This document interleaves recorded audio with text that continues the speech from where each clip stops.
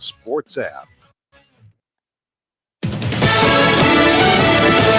Fox News, I'm Tom Graham. President Trump said the U.S. has reached what he calls a fair trade deal with Canada. Our farmers are going to be thrilled. Our manufacturers are going to be thrilled. And basically, we have no tariffs going into Canada. Canada was charging us tremendous tariffs. The president says he spoke with Canadian Prime Minister Mark Carney after threatening a 50% tariff on billions of dollars worth of imports from our neighbor to the north. A Virginia woman is dead. Carmen Pooch found fatally stabbed just outside Washington in a park. 19-year-old suspect in custody. Alexis Campos is under arrest. He is being interviewed right now by Fairfax County homicide detectives, and he is offering a full confession. Fairfax County Police Chief Kevin Davis says the two were in a relationship. Police said Campos was in the U.S. illegally. America is listening to Fox News.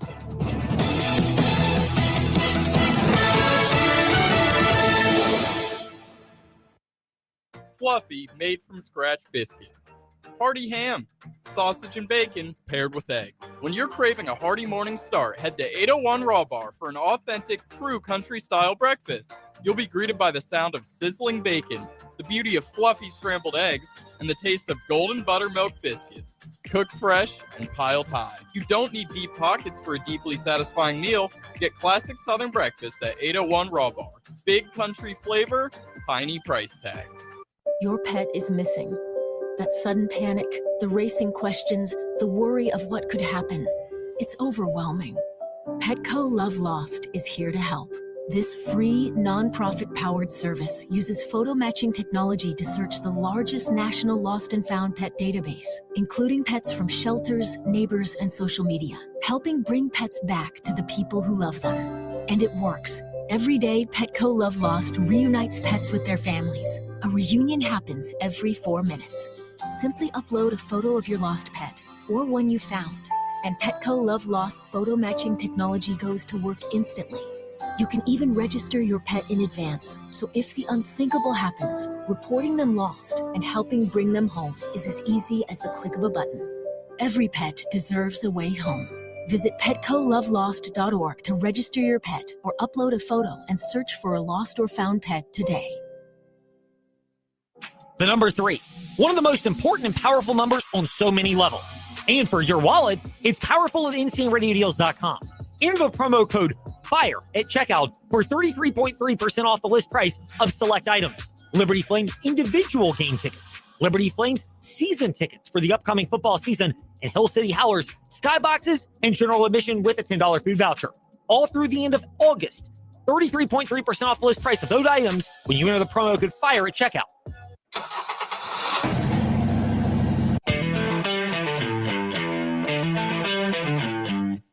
You're stepping into the fast lane on the VTRN Sports app. 93.3 FM and 1320 AM Lynchburg, and asking your smart speaker, open VTRN Sports Lynchburg. Now, take the fast lane through the topics that matter across the Commonwealth. This is the Fast Lane with Ed Lane and JJ Hendrickson.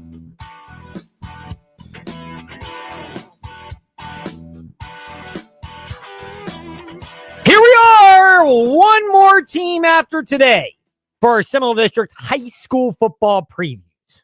That'll be the Jefferson Forest Cavaliers, because tomorrow we are doing kind of a loose test run of JF Cavalier football presented by Troslaw.com. We are still waiting for sponsors. We have some of them that are in the chute, ready to be committed, others that need a little bit more time. And let's be real, tomorrow's a scrimmage for them, but it's also for us just to get a lot of the kinks worked out. So that's going to be the focus for us tomorrow in the Fast Lane and on our Virginia's Talk Station app, 100.9 FM Lynchburg and 95.3 Bedford. Heritage the focus today.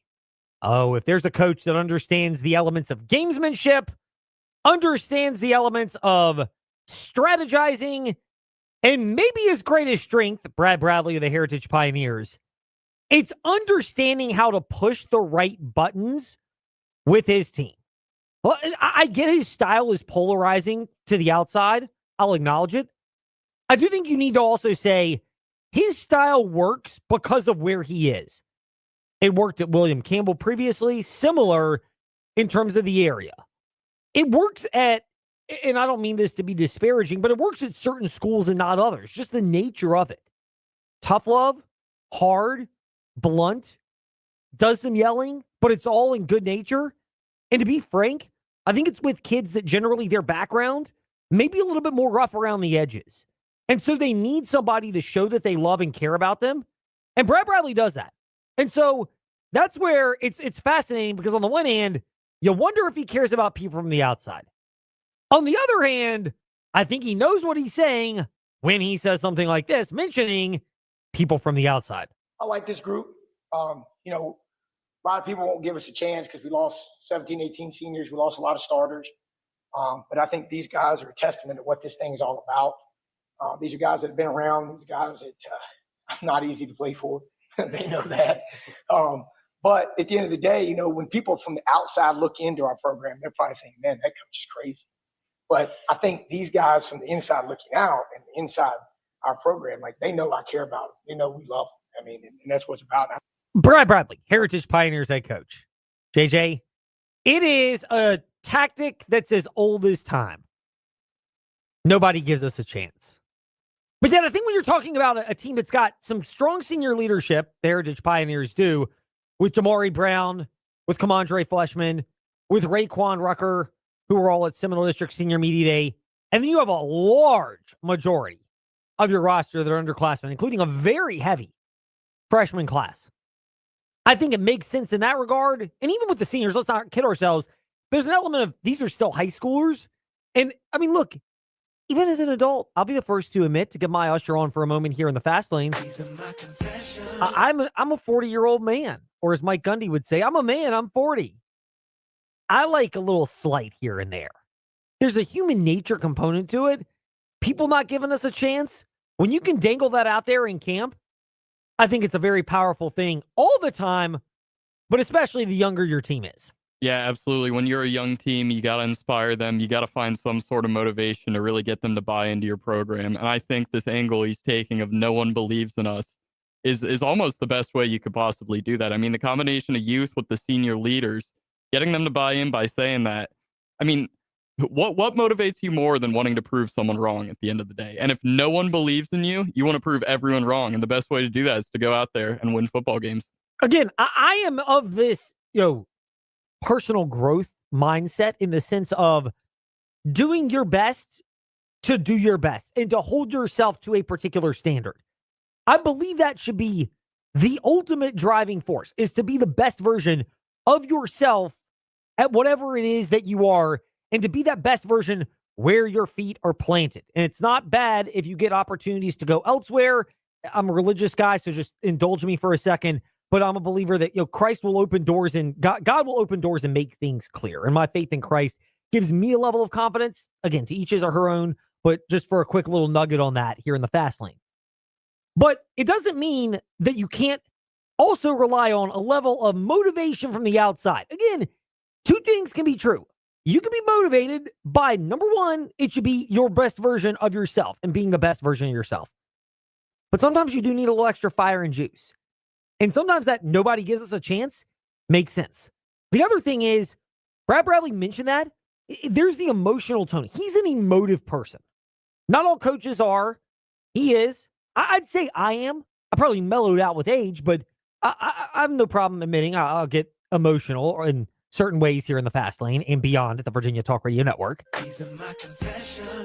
And this part resonates with me, especially in this soft society culture. And by the way, I don't think there's a lot. I think there is not a lot of that in football, because if you have that in football, I think lacrosse is similar in this regard, ice hockey as well. You're just going to get beat up. Like, at some point, you have to realize that there's got to be tough love. But Brad Bradley gets it, gives a lot of it, and it works. I think what I really like about this group's starting to realize that, hey, tough love equals a lot of love. And, I think what he said is the discipline. What he said was communication. What he said was, kind of what we talk about all the time is everybody has a piece of the puzzle. When you put them all together, that makes a pretty clear picture. When you scramble them out and this person's doing their job, but all of a sudden you're out of the picture and you're not doing your puzzle, you're not fitting your piece, like it's a cloudy picture. And I think this year's group is starting to clean the picture up. Tough love equals a lot of love. Have you heard this saying before, JJ? You don't worry when I'm yelling at you. You worry when I stop yelling at you or stop talking to you. I do not believe you have to yell at people all the time. Let's be clear about that.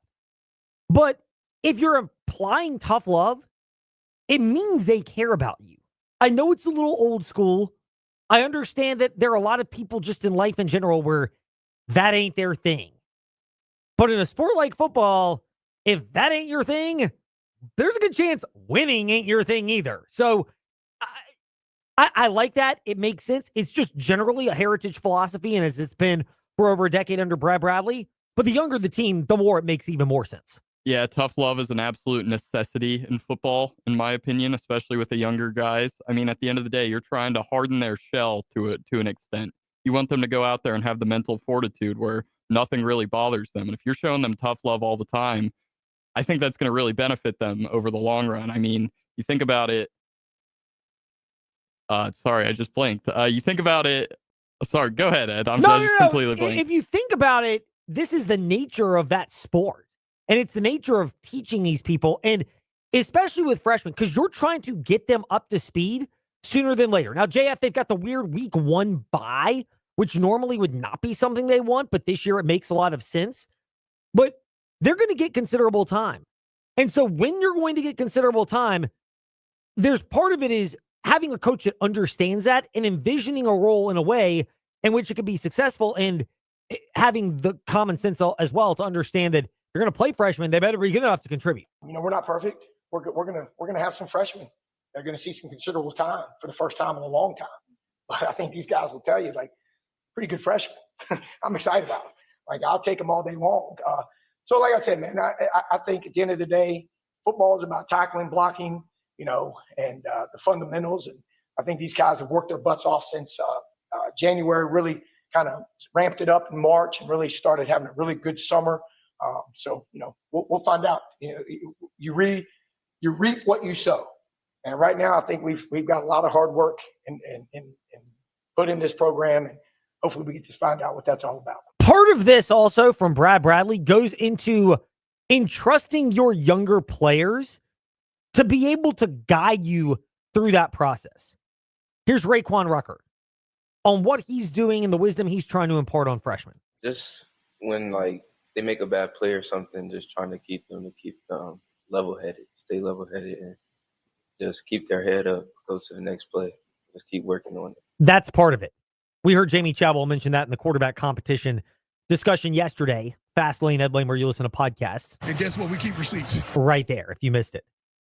But it's not just about being level-headed when you have success. It's also when things don't go your way, not totally imploding. Again, to get my usher on, that's one of my weaker points. I beat myself up. I have really had to work on that and learn that. Tennis is my latest example of that, but it's been true in running. It's been true in media. It's been true in sales. A lot of things that I do. You have high standards on yourself. You have to learn and mature to work your way through it. And I have to do it in almost everything that I do.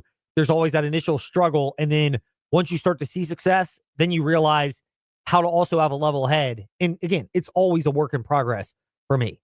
But Kamondre Fleshman added more on the wisdom he's trying to impart on freshmen, including taking advantage of opportunities and being eager for them. For me, I'll say reps, because if you don't take the reps and you just in the back of the line, you're not going to learn. And also, like I said before, communication on and off the field. If you talk to the freshmen, they just continue to learn. Those go hand in hand.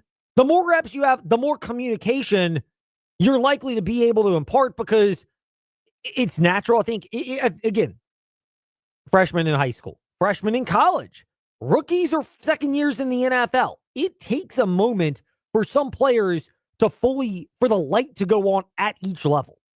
It's harder in college, I think, than any of the other levels because of the transfer portal, at least at some programs more than others. But in high school, college, and the pros, there's always that initial learning curve of getting to that, embracing reps, communicating, being comfortable. I do think communication speaks to your comfort level in terms of if you're comfortable with the assignments, going out and executing them, it then becomes second nature to start communicating, not just telling other people what to do, but just general communication on the field, because you feel confident in what you're doing and feel like you've got some stature. I think that's just a natural human instinct. And then Jamari Brown added this on what he's doing as far as the wisdom he's trying to share with freshmen. Talking to the freshmen about just like what they're supposed to do sometimes, and when they are in a problem, you kind of be the leader in the situation and make sure that they understand what's going on. It's stepping yourself up as a leader if you're the Heritage Pioneers. And how this can work, playing a lot of freshmen, there are a couple things. One, they got to be good enough to play at the varsity level because it's a step up from 8th grade to JV. And if you don't play JV, you go straight from 8th grade to varsity, you better be talented enough, especially in a district like the Seminole District, or else you'll get eaten alive. Yeah, hearing the senior leaders talk about how important communication, I think, is going to go a really long way for these freshmen. I mean, at the end of the day, this is going to be a lot of their first time ever playing varsity. They don't really know how it works, the protocol. I mean, they've never done it before. These seniors, they've been there for 4 years. They know what they need to put in to get out what you want to get out. And with Heritage, I mean, I'm really curious how this young team does. It's all about establishing, as I mentioned earlier, that mental fortitude. How are these young guys going to be able to go out, and how big is that talent gap going to be? Part of this also is, they're freshmen. 2 of the 4 freshmen in the quarterback room are the options. They got 4 freshmen, 4 quarterback options. 2 of them are freshmen, including maybe the best one, most athletically gifted one out of the bunch. Meaning there's a lot of versatility, but there's also a lot of learning and comfort level difference between getting them on the field and getting the ball in their hands, which you can do at any position, especially if they're good athletes, and then entrusting them with the entire offense. I think we have a freshman right now, Daryl Alexander, battling for the spot. We have another kid that came over from Glass, AJ Cole, battling for the spot. I think both those young men are great. We went from really having 1 quarterback in the quarterback room to having 4 quarterbacks in the quarterback room. So we're pretty excited about that. I mean, I really enjoy that. But I think it's going to be a good competition right there. We also got a young man named Dash Hubbard. It's been looking good in the preseason. He's also a freshman. I think it's not going to be a whole lot of differences. Flash is coming back. Raekwon going to move over to the offensive side a lot more this year at the running back position and slot. A lot of versatility in the quarterback room. Dash Hubbard, that's the name that I've heard, is the one to really watch out for. But even Daryl Alexander, I mean, there's a lot of options and explosiveness. It's a question of how soon they catch on, but it gives them versatility. And Kamandre Fleshman highlighted that being one of the key things that's got him excited. I love the way our offense looks right now. We have people everywhere. I feel like we have filled in all the missing spots, I guess you could say. Our QB situation, I feel like it's good. Some people might not, but I'm pretty sure we're good. I think there's enough pieces there. It's a matter of figuring it out.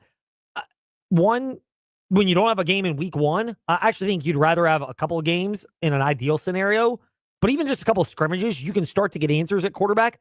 I wouldn't be surprised if there's a level of versatility with Heritage in terms of you move guys around, different guys take the snap at quarterback. I think ultimately you want to settle on a guy, but if not, versatility is not the worst thing in the world. Yeah, having all those different guys you can plug and play, I'm sure, is a great option for Heritage. At the end of the day, each quarterback, I'm sure, has their own skill set, and that could be appropriate for different games against different opponents. And I also love Brad Bradley specifically calling out Dash Hubbard, a young quarterback, praising him by name. Think of what that's going to do to his confidence in the long run. I mean, hearing his coach go out and put his name out, saying he's a positive, I love that from Brad Bradley. It's all about building these young guys' confidence, and sure, he may be showing a lot of tough love, but right there, you got praise as well. I really like that. That can go 2 ways. It can inflate somebody's confidence to an excessive level, but this is where I think if you're a Heritage fan, this is just, you trust your coach and trust that he knows his program, his players. Like a lot of the good coaches in the area, they coach at the varsity level, but they are familiar with and involved with JV team, B team, middle school teams. So they're aware of these players and at least an idea of the ways in which you can connect with them to, again, kind of circle back here full circle, some gamesmanship of, motivating your players and keeping the other team guessing, but also focusing on yourself first and foremost, which is knowing how to push the right buttons. Just like if you want to save money from now through the end of the month, all you have to do is push the click button after you enter the promo code FIRE at checkout at InsaneRadioDeals.com and get 33.3% off the list price for Liberty Flames single game or season tickets only at InsaneRadioDeals.com. True or false, by the way, JJ, if you buy those season tickets, we will do our best to make sure you get the same seat and section every single game. Oh, that's an absolute truth, Ed. I mean, we're going to do everything in our power. And, if you ever need anything or have any questions, feel free to reach out to any of us. Fast Lane Ed Lane on the socials or fastlaneedlane@gmail.com. Speaking of football, fueling up for the season, DJ Diesel to kick off. It's time for Fast Five at 5-ish. 5-ish minutes on 5 relevant topics done around 5 p.m.-ish. Ish, because our counting skills are kind of ish. Let's start with number 5. A student pregame concert featuring, I am not making this up, DJ Diesel, a.k.a. Shaquille O'Neal, coming to week 0 in Charlottesville. What are the odds, JJ, that when I'm up there covering that game for the VTRN Sports family of stations and the Virginia Talk Radio Network, that Shaq will be somewhere around and I can at least take a photo of it? I'm not a big selfie or autograph guy, although I would gladly take an interview with DJ Diesel himself. What are the odds that that happens, and what's more likely, that he's probably just going to do the concert and then bounce out of there? I don't know. I feel like the chances are pretty good. At the end of the day, if you're anywhere near Shaq, you're going to know he's nearby. He's going to stand out in a crowd. And I've seen some of the videos of him doing his DJ things and being at concerts, things like that. It looks like he's just having an absolute ball. He just loves being among the people. I've seen videos of him like throwing water at a rave behind him and things like that. So I think there's a good chance you could get a little interaction, get you a little picture, Ed. It'd be kind of cool to have that. Meanwhile, we will get to more on the Virginia opener against NC State with Chris Wright of the Saber.com and our Wahoo Wednesday around 5:40 today here in the Fast Lane. But number 4, interesting nugget from Jeff Gluck of theathletic.com. He's one of their 2 big motorsports writers, along with Jordan Bianchi.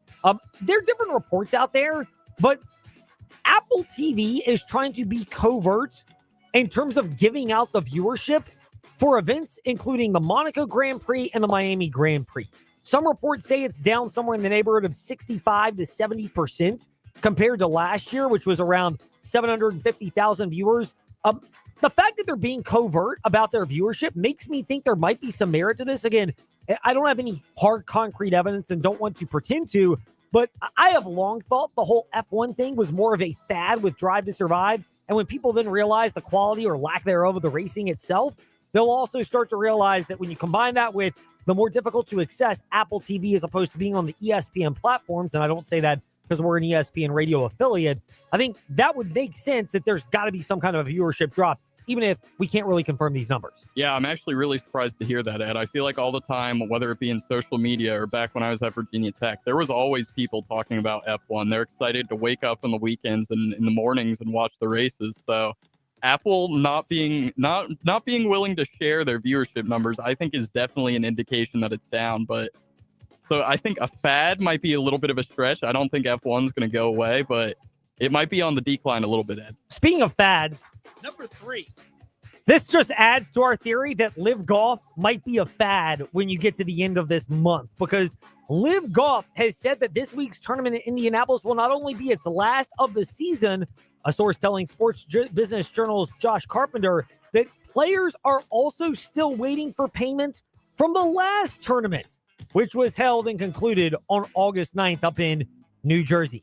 When you're not making payments and your biggest bankroller is no longer present, this is not a good sign for your business solvency. Yeah, I think we've seen the end of Live Golf, Ed. If there's one thing you absolutely need to do, it's pay the athletes, pay the guys who are bringing the eyes to your sport. And when they lost that Saudi Arabian private investment fund, I don't know if they even have the money to do that anymore. And I am not sure if we'll see any more Live Golf events after this one. By the way, speaking of interesting events, number 2. Evan Hughes was with us yesterday, the new director of broadcasting for the Virginia Tech Hokies. And he mentioned that part of his job is going to be handling a lot of the technical side of making sure things go off smoothly for Virginia Tech football, men's basketball, women's basketball, and baseball broadcasts that you'll be able to hear on your home for the Hokies VTRN Sports app and 93.3 FM. I hope the Cincinnati Open people didn't hear this. If you're not familiar, go home tonight and watch the Cincinnati Open from the Tennis Channel, because you will be hearing the DJ and the announcer and the referee from other courts talking so loudly that it can be heard on the main court. That is how bad the acoustics are at this particular venue. You've got players on your primary court that are trying to play tennis, and you can literally hear the songs rotating in the background. It's comical to me because it's like Rewind 1039 Lynchburg's classic hits. A lot of the great music there, which is great, but if I'm playing in a high-stakes tennis match, I probably don't want that. Yeah, that's kind of unbelievable. Obviously, I wasn't aware of the situation until now, but I'm not sure how guys are able to keep their focus if the acoustics are that bad, and I can't believe that's something they haven't addressed at this point. Number 1. Earlier today, news came out that Nick Kyrgios has been suspended for testing positive for consuming cocaine. Tested positive at a tournament in Mallorca back in June. He's issued a statement taking full responsibility and saying he's stepping away. In theory, I'd want to believe him. But when he has a real pattern of emotional ebbs and flows, erratic behavior, again, going back to my time, maybe associating with what I like to call, quote, street pharmaceutical reps, quote unquote, you might be able to determine that when you have wild emotional swings in your behavior, that might be the sign that this is more of a habitual thing. I don't know if it is or not for Kyrgios. He says it's a one-time mistake. But when you don't have a history of good behavior, that's the old, and I'm trying to impart this lesson on my kids as well. There's the theory of earning the benefit of the doubt. And earning the benefit of the doubt means if normally you do things the right way and you get in trouble for this, people might chalk it up to a one-time mistake and being at a low point. When you have a history of apparently bullying other players on the court, doing the same to the media, having a difficult time treating people with respect, it makes it harder to take Nick Kyrgios seriously. I hope and pray this is a one-time thing. I hope and pray he's getting the treatment he deserves. But there's a reason that people might be skeptical about this. Yeah, that's a great point, Ed. I mean, it's not only behavior, but now we have a pattern of behavior, and now we have evidence coming out of maybe something that he shouldn't have been doing. I'm really concerned for him. I hope he gets it figured out, but time will tell if he's able to or not. Meanwhile, time will also tell what we get from Bryson Gordon of newsadvance.com. He will join us for some more Seminole District football talk next year in the Fast Lane. Mark Dalton here with Terry Volkswagen. Get ready to fall head over heels for the perfect VW SUV. One size doesn't fit all, though, and that's why Volkswagen has an SUV for everyone. From the compact and affordable Volkswagen Taos to the tech-packed Tiguan and the spacious Volkswagen Atlas. No matter which one fits your lifestyle, you'll love the comfort, performance, and safety. Stop by Terry Volkswagen on Forest Road in Lynchburg or check us out online at terryvw.com. Terry Volkswagen. You'll love our cars. Midday hunger hitting you hard? Swing by Macadoo's for our $8.95 weekday lunch specials. Whether you're craving a classic crunch or something fresh, we've got you covered. Chicken tender basket featuring crispy golden tenders served with fries. The Macadoo's Chef Salad, a healthy, loaded favorite that will hit the spot. Hit back against your lunchtime hunger at Macadoo's with eats that won't break the bank. Time to share great food and fun. Just to be there, the only one. Just to be there at Macadoo's. We'll see you at the Do's. Your front row seat to Central Virginia sports starts at the News in Advance. Follow every high school showdown, hear the stories from the area's prep stars, and get exclusive game day reporting on the Liberty Flames. From Friday Night Lights to Division I action, newsadvance.com will always deliver the final scores, in-depth stories, and video highlights that drive our community. Don't miss a single play. Stay connected to the teams you love. Subscribe today at newsadvance.com. Hey gang, this is Bud Foster, former defensive coordinator for the Virginia Tech Hokies. Join me for Foster and Friends, Saturday 9 to 10 a.m. on VTRN Sports 93.3 FM.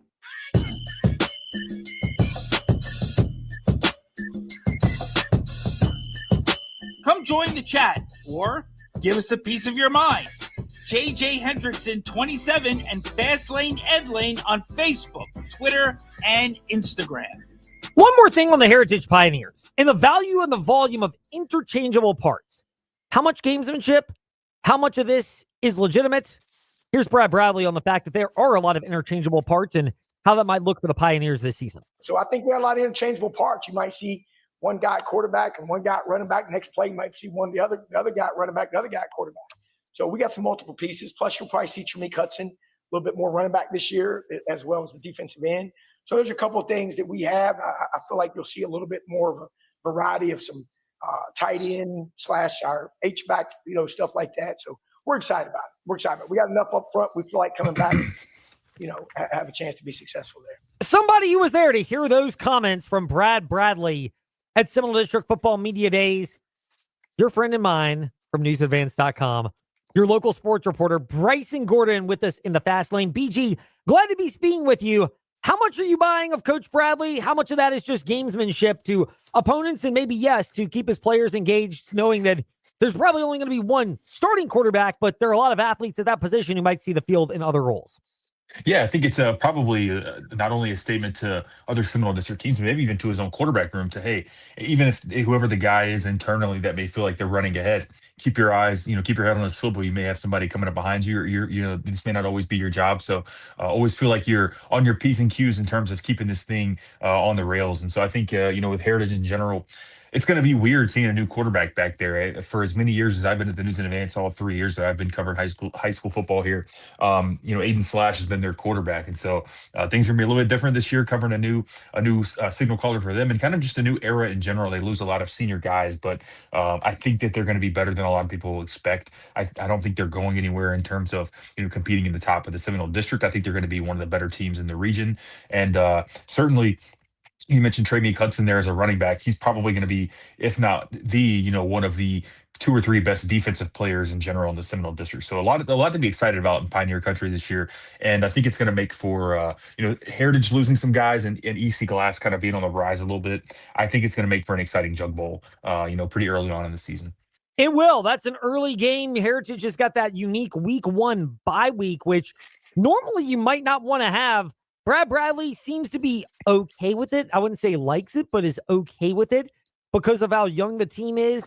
How much of this also is the blend of having enough experienced players back that can lead the freshmen, but maybe being okay turning a lot of the playing time over to younger players and just going and throwing them into the fire?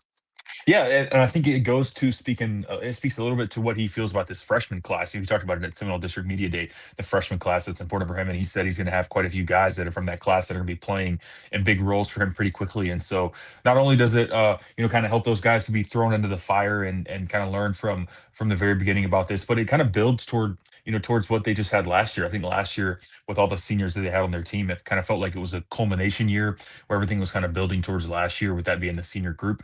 And this year feels kind of like a restart for that. So I think, Brad Bradley, certainly the type of coach that has, forward enough thinking to, see that and know that whatever he invests in this freshman class now is going to pay a lot of dividends down the road. And I think that's why you might even see, he might even start a freshman quarterback for most of the season, if not all the season. And that's not just a play for the future. I think he's got a good quarterback who's one, Daryl Alexander's, one of the guys he spoke about at Seminole District Media Day. And I think he's got an opportunity to be a guy who can maybe be the next Aiden Slash and start there for multiple seasons. BG, Bryson Gordon of newsadvance.com with us here in the Fast Lane. We will get Seminole District previews as far as projections of how things will go next week in the Fast Lane. And of course, look ahead to week 1 action next week, even though Heritage Day are not playing, the rest of the Seminole District will be. So that is all for next week, in case you're wondering about that. But we've been going through our Seminole District high school football previews. A couple of other teams that we have covered but have not discussed with you, BG. You mentioned the EC Glass Hilltoppers as one of those teams right now. Jamar Lovelace, using the fact that they're still trying to get their new field turf installed over at EC Glass, and the fact that they're practicing at City Stadium as a point for addressing adversity. How wise is this? Just leaning into the, hey, we have adversity at the start of camp. We might as well just get used to it because you never know when it's going to pop up.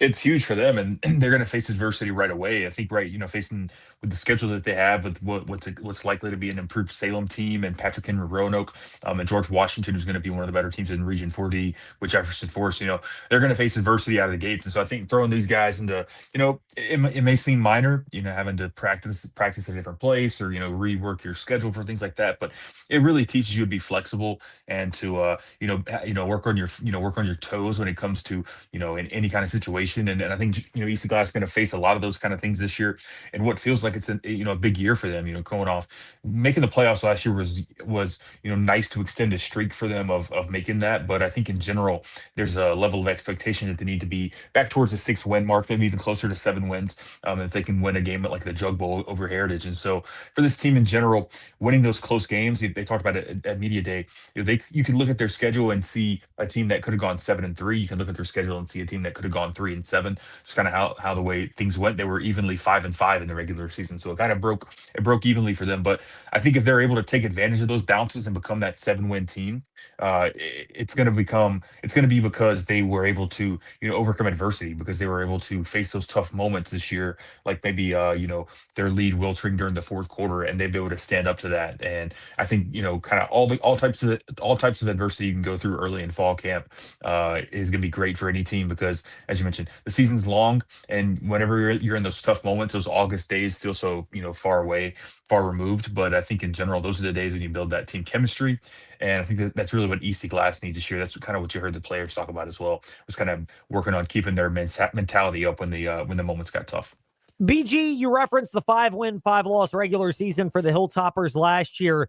How much value is there the way they ended that season, winning 3 in the regular season and then giving JF a much tougher fight in that first-round playoff loss over at Sabre Stadium last year? I think that was huge. I don't think anybody expected them to beat Jefferson Forest in that playoff game. You were there calling a game for JF, but it was still night and day compared to how they looked in the first game. They weren't really competitive in the first game between the two teams, and for them to go into that second game, the scoreboard wasn't really, I think a 30-point loss even in the playoff game, but it felt like EC Glass belonged a little bit more in that game. They were meeting the Cavaliers at the point of attack. It was a lot more of a battle tested team in that second game for EC Glass. And so I think that came from seeing the spark that they got from that 3-game winning streak to end the year. They were 2-5. They had pretty much no chance of making the playoffs, and then they won out and got a little bit of help and found themselves playing in the postseason. That gives any team confidence. And so I think they have to be able to channel that this year. And if they're able to do that,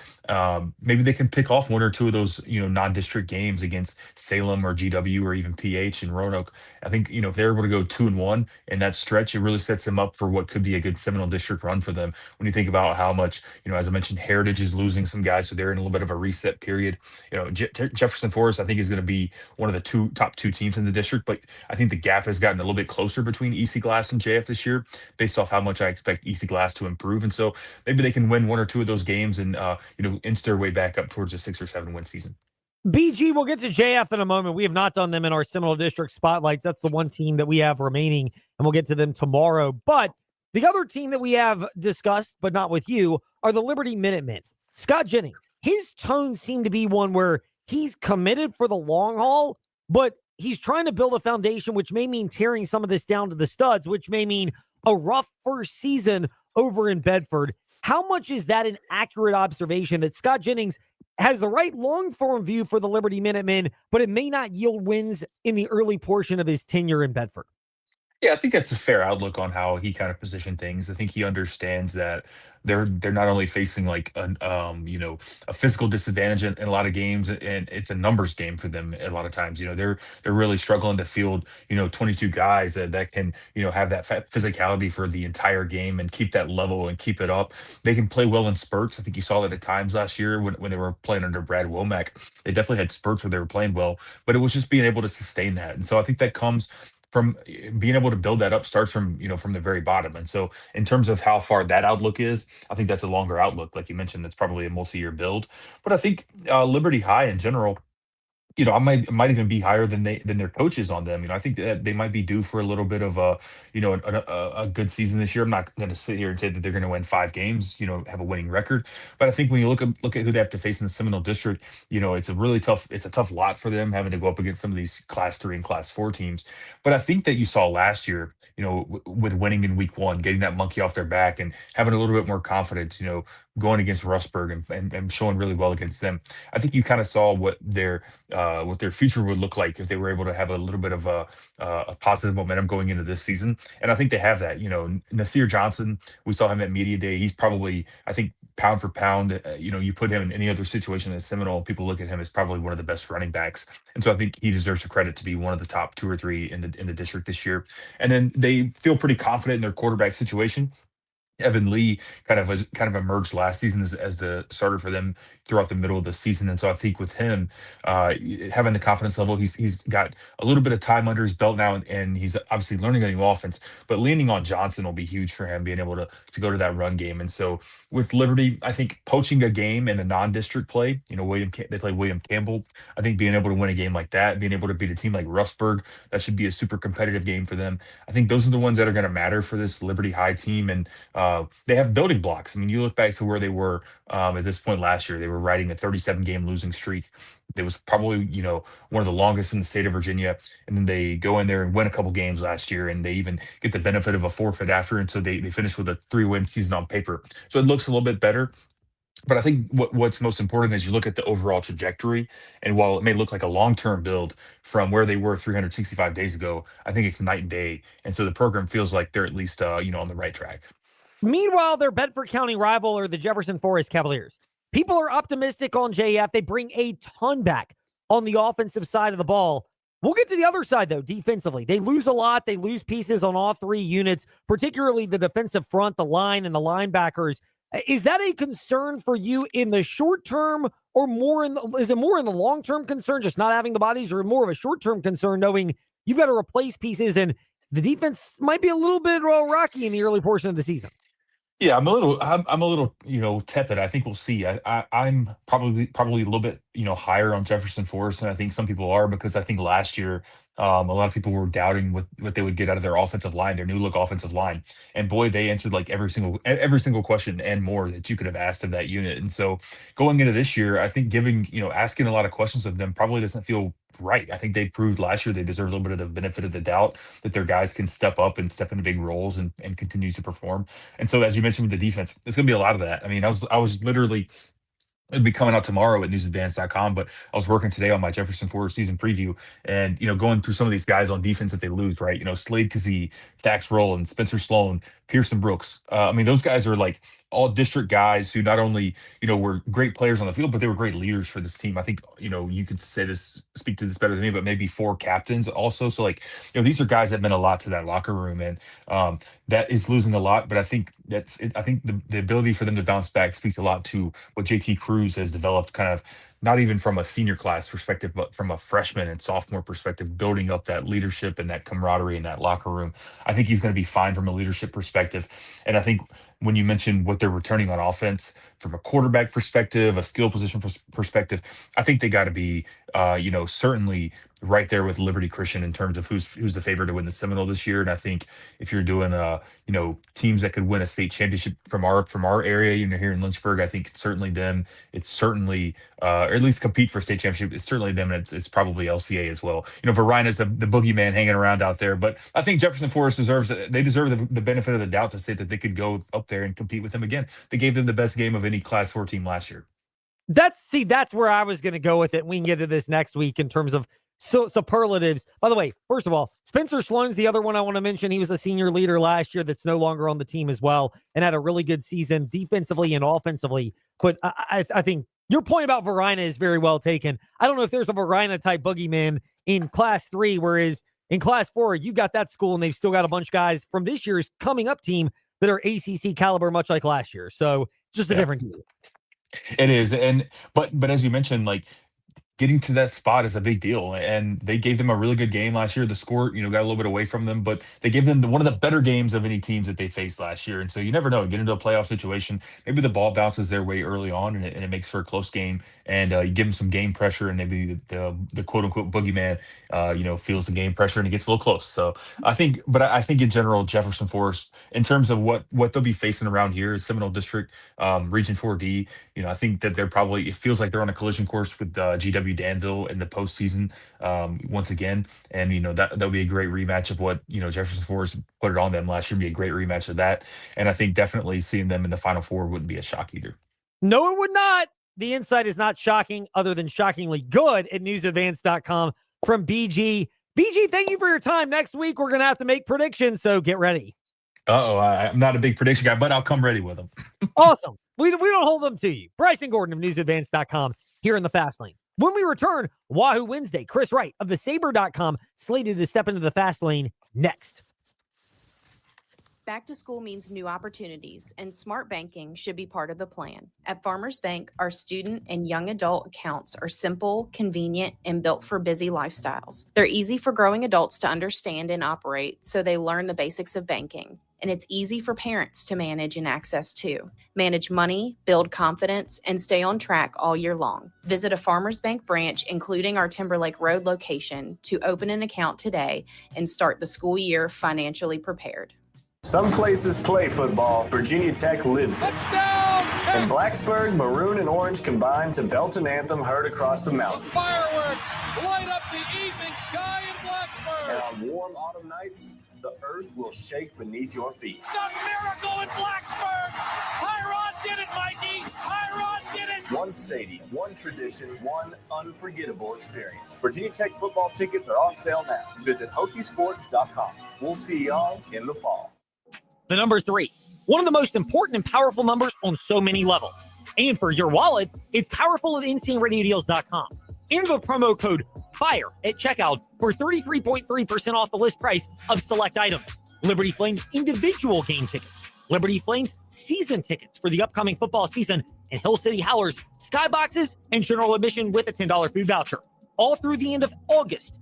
33.3% off the list price of those items when you enter the promo code FIRE at checkout.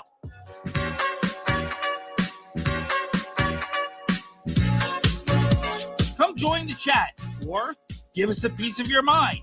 JJ Hendrickson 27 and Fastlane Ed Lane on Facebook, Twitter, and Instagram. So it's a Wahoo Wednesday as we welcome you back into the fast lane and look at the Virginia Cavaliers. We will get to the basketball nugget in a moment, but football is the first thing on the brain because we're getting closer. And it's interesting. We've spent a lot of time touching on the JMU Dukes, the Liberty Flames, and to a lesser extent, the ODU Monarchs, because they're the group of 5, group of 6 programs, and all of them are kind of in that typical group of 6 limbo of quarterback competitions. Whereas at the power programs, either you've got a guy that you basically, let's be real here, you paid to keep around, or you brought somebody in, but the finances of the way you operate indicate who that guy is likely to be. And some programs, they're dragging it out. Virginia Tech doing that. No official word on Ethan Gruckmeyer, but everybody is just, I think, understandably and justifiably presuming that he's going to be the guy there. Virginia, they took care of it early. At the ACC football kickoff, Tony Elliott mentioned it to us in the fast lane, and he mentioned it to others, that Bo Pribula is going to be the guy. So it begs the question of our Wahoo Wednesday guest, Chris Wright of thesaber.com. Chris, is it a little awkward for you covering camp and maybe having a little bit more of an exhale, knowing that one of the most important questions around any camp has largely been answered for the Hoos? Well, I like it this way much better because you can start focusing on what the rest of it may look like. Now, I think controversy on quarterback is good for clicks, though. Yes, it is. From a business standpoint, maybe a competition would be better, but I think from a football perspective, it's good to know who your guy is. And kind of to work around that. And they obviously have a backup that's really experienced in Eli Holstein from Pittsburgh. So, you know, like they could go that direction if anything goes wrong, but I think it was fine to roll with who they thought the guy was as soon as possible. Yeah, you bring up the fact that you kind of have an idea, you see things going forward. How much of it is finance dictated? You'd presume that Bo Pribula got a little bit more money because he's a little bit more proven and there was a little bit more of a market and competition for him. How much of it is also the fact that if you go after a guy, you do so vetting him and therefore believing that he's got a real potential and chance to assert himself pretty early in the offseason?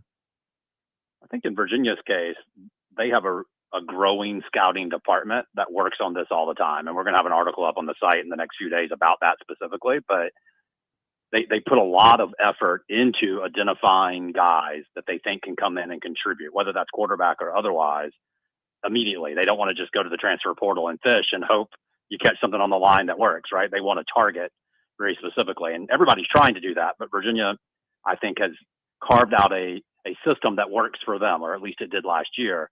So this is sort of the test case this year to see if it works again. But in Pribula's case, Justin Sparrows, the GM, had happened to watch him play in Oklahoma last year, had no idea he was going to be in the portal, just was watching the game and really liked what the kid showed in terms of kind of toughness and grit. He was coming back from an injury and how he was leading his team, just how he carried himself. So that was before they decided to go look for him in the portal. So in this particular case, that's something they spotted early just as a fan, and then kind of pursued him once that opportunity came up. Chris Wright of thesaber.com is with us on a Wahoo Wednesday here in the Fast Lane. They got the Who's On podcast with his colleague Preston Willett. We're at Fast Lane, Ed Lane on our socials and podcast platforms to link up with us. You mentioned the Justin Spiros comments. He met with the media at the start of camp back at the end of July, which seems like an eternity ago now, Chris. And the one thing I'm kicking myself, and maybe you got more insight that's coming in your article in the process of obtaining Bo Pribula and how the front office works. Did Virginia maybe get even more confirmation in prepping for Mizzou in the bowl game? I know Pribula did not play, but seeing him on film and maybe having a greater understanding of his skills and how he could fit with the offense. It's not something I asked about specifically, but you would think it at least was something that the defensive folks were seeing. That would be tough if he's playing, and no one expected him to play at that point. So maybe they were sort of ignoring it too. And plus the whole Chandler Morris thing was still hanging around back then in terms of would he get an injunction to participate another year. So there was a lot of moving pieces back in December. So I'm sure they noticed it on film. I don't know how focused they were on it given everything else that was going on. We touched on this as well, though. Elaborate if you would. I was fascinated by all the people and the media availability that we've had in the offseason with Virginia coaches and players and staff members. Justin Spiros seems to have been the most fascinating one and captivating one for us here in the Fast Lane. What about for you? Have you gained a lot more insight from his availability and studying what he's done with roster construction to have a better understanding for what Virginia is trying to do in the new era of college football? I think if you look at it closely, they are, turning over stones everywhere because they brought in lower level guys, Ivy League guys, and they've done that regularly.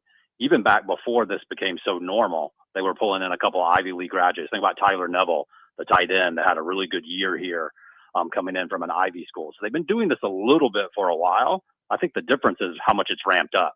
I think he told us they added 4 more scouts in the last calendar year to deal with this sort of stuff. So it's just a growing part of what you have to do as a power, football conference. And, they brought in the NFL side too, where they were, polling NFL people and picking their brains and figuring out exactly how does a professional model work, so that you maximize your dollar, right? Virginia is not the SEC. So Virginia has money. They're not poor by any stretch of the imagination. They do have a lot of supporters, but they're not the SEC where money is just flowing, with no end. There is no end in the SEC, it seems like. So they have to moneyball it a little bit. And I think that's the part that's interesting is, yes, they'll spend when they need to, but where can they find the guys that fit that budget that can also produce? And that's what the scouting department is really focused on, I think. When you mention the money ball, how much of that goes into the fact that they took a number of Ivy League or kind of Ivy League type transfers, which you would presume may not have the same price tag, but also would fit the fact that this program with Tony Elliott and Carla Williams and Justin Spiros leading the various directions still wants to be, they're doing the NIL thing, but also one where they're not shortchanging the academics. I think Ivy League graduate students that transfer over fit really, really well, right? Because they've already got a degree. They know the grind of doing that at a really high academic institution. So they can come in and do the graduate student route that is not quite as demanding, even as a undergrad would be at UVA or undergrad certainly at an Ivy. So those folks are able to come in and figure it out quickly. And Coach Elliott talked about that this week, just how quickly those guys can kind of acclimate themselves to what Virginia demands, as you said, in terms of, yes, you do have to go to class. So, targeting people like that is really important in terms of the overall model that Coach Elliott is trying to achieve. Chris Wright with us on a Wahoo Wednesday. He's from thesaber.com and generous enough to give us a little bit of time. Back to your comments a moment ago about how having settled quarterback battles at a place like Virginia, where it's going to be barring injury, Bo Pribula 1, Eli Holstein 2, how that shapes the rest of the offense. You had an article last week about the wide receiver room still being unsettled for the Virginia Cavaliers. Is that an overstated concern because they would prefer to rely on the running game, or is that a reasonable concern given it doesn't seem like they've had even 1 or 2 guys that have asserted themselves as the top pass catching options at that unit? So I think the fact that they're going to rely on this offensive line, they're going to run the football a lot, that the running game is going to determine sort of the floor of the ceiling, like how where's the bottom number of wins you can get? I think the receivers in the passing game is going to determine how much more they can win beyond that. So I think it's important just because of that. If the ceiling is lower because none of the receivers really emerge, that makes last year's run to a title game or on the fringe of the playoff conversation. None of that is possible if you don't have at least some sort of respectable passing game. I don't care how good you are at running the football. So I think it's really important. I can't quite figure out if they're just being coy with all of this receiver stuff. Well, nobody, are they holding their cards close to the vest for NC State, or is there actually not a lot of separation? I can't quite tell what we're playing with in terms of at the card table here, but they certainly have some guys who have caught some touchdowns at other places that transferred in. So if those guys can do what a Terrell Harris did before or someone like that and just make a few touchdown catches, I think that might be enough to move that ceiling upward a little bit. Chris Wright of thesaber.com is with us here in the Fast Lane. You guys have a great article up about Michaelan Thomas and his new opportunity among the experienced offensive line at Virginia. The other side of that pass catching equation is the running game, and in particular, the offensive line. How much is there an exhale that if you're unsettled at receiver, it can be mitigated by they know who QB1 is, and even though they lost Terry Heffernan, the O-line coach, they bring back a large majority of pieces and a good amount of depth too. Yeah, no, I think if you're set up front, and yes, these guys have to play together. The projected starting five have not played together yet because of injuries last year. But at least those five have all played a lot of football individually, so you would assume they could figure out the chemistry part. And that's a great place to start. I don't care which team you are, which conference you're in, which level of football. If your offensive line is stable and looks like it can get the job done, that answers a lot of questions around it. So they're definitely going to be following those guys a lot, while the receivers and Pribula and everything else kind of tries to find its groove at a new school for a lot of the guys that are projected to play. When we touched on projections and playing, Cam Robinson, he's, quote, on track, end quote, to return for the opener next Saturday against NC State. By on track, do you believe that means full participant, or is that more likely to be he's on a pitch count where maybe they fully unleash him, but they're willing to hold him back for fewer reps if necessary? I think they're still in the process of figuring that out, to be honest. Like, he's progressed the way he's supposed to. ACL injuries are not what they used to be, right? So this was last November. This is a really long time. A lot of athletes make it back on this timetable. So, I think he should be on schedule to play. They have not put him in full contact yet, and that's coming in the next week to 10 days leading up to the game, where they'll put him in full contact situations a couple times, and then they'll know for sure whether everything is ready to go. And the mental part, is he confident doing it, right? So even if he's medically cleared, is he mentally confident in moving the way he needs to move in full contact drills? And that's something they'll figure out. But I expect him to play. I've expected that since the surgery went well, and you started seeing social media where he was, lifting weights and stuff. You're like, yeah, I think he'll be back by the time the opener gets here. Chris Wright of thesaber.com. He's with us on a Wahoo Wednesday here in the Fast Lane. Thesaber.com and, of course, the Who's On podcast with his colleague Preston Willard for their preview and stacking up Virginia amongst the rest of the ACC. That is their most recent pod.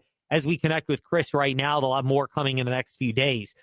Chris, pivoting over to basketball. Look, I'll be the first to admit there are times where, I think it would be beneficial for Carla Williams to be more out front, but when she does something right, you got to tip her cap.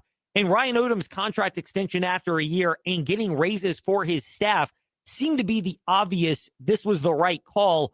How much is this the right call for the Virginia Cavaliers to be proactive in getting things done with Ryan Odom and continuing to show a level of commitment that they can then transfer over to building this program?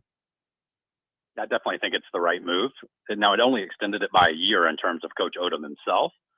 The interesting part of that timetable, though, is remember the ACC and the fallout of the Clemson and Florida State and all of that.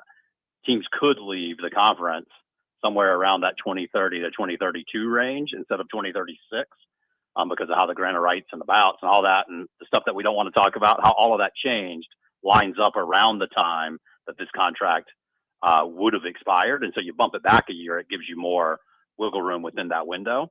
But beyond that, Coach Odom is a great fit. They prove they can win. They prove they can navigate this NIL sort of whatever, where you're roster building or adding pieces or retaining pieces. Everything he did in that first 15 to 18 months he's hit right on the top, right? Exactly where you would want him to be. And then he loves the school. So yeah, get him locked up, pay his staff, and try to buckle up and get some consistency in the coaching staff while a lot of other stuff is changing around it. Inconsistency. It's good at thesaber.com. Consistently good content. Chris Wright joining us here on a Wahoo Wednesday here in the Fast Lane. Chris, grateful to you for your time. We're glad to chat today and look forward to more of these with you and your colleagues, including Preston Willett of the Who's On podcast, which we'll also be listening for. Yeah, thanks for having us, and shout out to all the Who's in the Lynchburg area. Indeed. Chris Wright, thesaber.com, to wrap up our chat today on a Wahoo Wednesday. If you missed that or anything else, Fast Lane, Ed Lane, however you listen to podcasts, and on our social platforms as well.